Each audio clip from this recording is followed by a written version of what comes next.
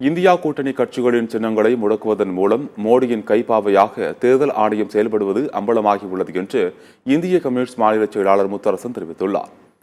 சிதம்பரம் நாடாளுமன்ற தொகுதியில் இந்தியா கூட்டணி சார்பில் போட்டியிடும் விடுதலை சிறுத்தைகள் கட்சி தலைவர் தொல் திருமாவளவனை ஆதரித்து நடைபெற்ற பிரச்சார பொதுக்கூட்டத்தில் இந்திய கம்யூனிஸ்ட் மாநில செயலாளர் முத்தரசன் சிறப்புரையாற்றினார். அப்போது பேசிய அவர், இந்திய அரசியலமைப்பு சட்டத்தின்படி உருவாக்கப்பட்ட தேர்தல் ஆணையம் மோடியின் கைப்பாவையாக செயல்படுவதால் இந்தியா கூட்டணியில் உள்ள கட்சிகளுக்கு சின்னங்கள் ஒதுக்கீடு செய்வதில் பாரபட்சம் காட்டுகிறது என்று குற்றம் சாட்டினார். பானை சின்னம் ஒதுக்கினாலும் சரி, ஒதுக்காவிட்டாலும் சரி, சிதம்பரம் தொகுதியில் திருமாவளவன் தான் வெற்றி பெறுவார் என்றும் அவர் கூறினார்.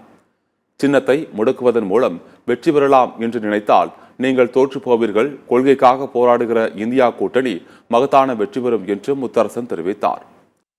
சுயேட்சையா செயல்படுகிறதா என்று சொன்னால் இந்த சின்ன ஒதுக்கீட்டில் இருந்து அது சுதந்திரமாக செயல்படவில்லை. மாறாக மோடியின் கட்டளையை ஏற்று செயல்படுகிற அமைப்பாக அது மாறி போய்விட்டது. கொள்கைக்காக உள்ள அணி அவர் பாரதிய ஜனதா கட்சி வந்து நான் விலகிட்டேன் அப்படிங்கிறார். ரைட்டு, விலகிட்டீங்க, சரி, ஏதோ ஒரு 2 இடத்துல நீங்க ஜெயிக்கிறதா வச்சுங்க. ஒரு யூகத்தின் அடிப்படையில் ஒரு 2 இடத்துல ஜெயிக்கிறீங்க, ஒரு 2 பேரும் உங்க கட்சியில சேர்ந்தவங்க எம்பி வராங்க, நீங்க யார் ஆதரிப்பீங்க? எடப்பாடி பழனிசாமி யார் ஆதரிப்பாரு? இந்தியா கூட்டணி பிரதமர் வேட்பாளர் ஆதரிப்பாரா அல்லது மோடியை ஆதரிப்பாரா?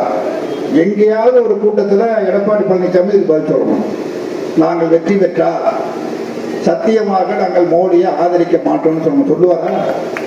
இந்திய வரைக்கும் மோடியை பேசவே மாட்டேங்கிறாரா? பிஜேபி பேசவே மாட்டேங்கிறாரா?